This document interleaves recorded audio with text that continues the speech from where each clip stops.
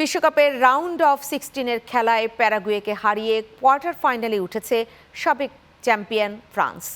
এছাড়াও কানাডাকে পরাজিত করে শেষ 8-এ জায়গা করে নিয়েছে মরক্কো।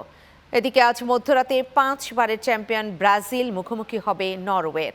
আর ভোরের ম্যাচে আরেক স্বাগতিক মেক্সিকো খেলবে সাবেক চ্যাম্পিয়ন ইংল্যান্ডের বিপক্ষে। বিস্তারিত দেখুন ডেস্ক রিপোর্টে। তারকা খেলোয়াড় কিলিয়ান এমবাপ্পে এবারের বিশ্বকাপে নিজের 7ম গোল করলেন, যা বিশ্বকাপের সব মিলিয়ে তার 19তম গোল। 70 মিনিটে পেনাল্টি থেকে করা এই গোলেই শেষ 16 ম্যাচে লাতিন আমেরিকা প্যারাগুয়েকে হারিয়ে কোয়ার্টার ফাইনালে উঠেছে সাবেক চ্যাম্পিয়ন ইউরোপীয় পরাশক্তি ফ্রান্স। শেষ 8-এ বৃহস্পতিবার ম্যাচে ফ্রান্সের প্রতিপক্ষ মরক্কো। অপর ম্যাচে আফ্রিকার এই দেশ 3-0 গোলের বড় ব্যবধানে আয়োজক কানাডাকে পরাজিত করেছে। মরক্কোর পক্ষে অনাহি 2টি ও রাহিমি 1টি গোল করেন।